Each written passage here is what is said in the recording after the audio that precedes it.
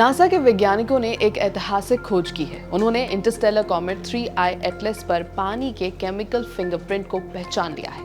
ये पहली बार है जब हमारे सोलर सिस्टम के बाहर से आए किसी धूमकेतु पर पानी की गतिविधि का ठोस प्रमाण मिला है। ये खोज जीवन की संभावनाओं को और कॉस्मिक केमिस्ट्री को समझने में एक बड़ा कदम मानी जा रही है। 3I एटलस को 1 जुलाई 2025 को हवाई के एटलस ऑब्जर्वेटरी ने खोजा था। ये अब तक के सिर्फ तीसरे इंटरस्टेलर ऑब्जेक्ट में से एक है। पहले थे 1I ओumuamua 2017 में और 2I यानी बोरिसोव 2019 में, लेकिन 3I एटलस इनसे भी अनोखा है। ये हाइपरबोलिक ऑर्बिट पर है, यानी ये सूर्य के चक्कर नहीं लगाता बल्कि दूर किसी और तारे से आया है और फिर हमेशा के लिए लौट जाएगा। वैज्ञानिकों का अनुमान है कि ये लगभग 7 अरब साल पुराना है, यानी पृथ्वी से लगभग 2 गुना उम्र वाला। इतना पुराना धूमकेतु हमारे लिए उस रासायनिक इतिहास को पढ़ने का मौका देता है जो दूसरे ग्रह तंत्रों में हुआ होगा। नासा के नील ग्रह स्विफ्ट ऑब्जर्वेटरी ने अल्ट्रावायलेट लाइट में इस धूमकेतु से निकलती गैसों को ट्रैक किया। इसमें पाया गया कि इसमें हाइड्रोक्सिल गैस मौजूद है जो पानी के अणुओं के टूटने से बनती है, यानी साफ सबूत कि 3I एटलस पर पानी की गतिविधि चल रही है। मुख्य वैज्ञानिक डॉक्टर जेक्सी सिंह ने कहा कि ये पहली केमिकल एविडेंस है कि किसी इंटरस्टेलर कॉमेट पर पानी देखा गया है। इससे वैज्ञानिक अब हमारे सोलर सिस्टम और दूसरे ग्रह तंत्रों की तुलना एक ही स्केल पर कर सकेंगे।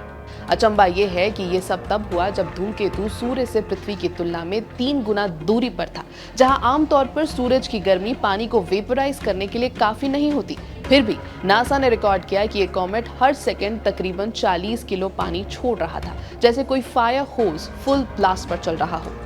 वैज्ञानिकों का मानना है कि इसकी सतह से छोटे बर्फीले टुकड़े निकलकर गर्म होते हैं और पानी की भाप छोड़ते हैं। इससे इसकी अल्ट्रावायलेट चमक पैदा होती है। कहा गया है कि इसकी सतह का तकरीबन 8% हिस्सा एक्टिव है, जो आमतौर पर दूसरे कॉमेट्स के मुकाबले 2 गुना से ज्यादा है। पानी की ये खोज सिर्फ जीवन के संकेतों की दिशा में नहीं बल्कि प्लैनेट फॉर्मेशन को समझने की दिशा में भी बड़ा कदम है। प्रोफेसर डेनिस बोरविट्ज ने कहा, हम किसी दूसरे ग्रह तंत्र का पुराना संदेश पढ़ रहे हैं। ये बताता है कि लाइफ की केमिस्ट्री एक सितारे से दूसरे सितारे तक जाती है। पहले इंटरस्टेलर ऑब्जेक्ट्स ओumuamua सूखा था, बोरिसोव कार्बन रिच था और अब एटलस ने पानी दिखाया। तीनों मिलकर साबित करते हैं कि ब्रह्मांड में कॉमेट्री केमिस्ट्री बेहद डाइवर्स है।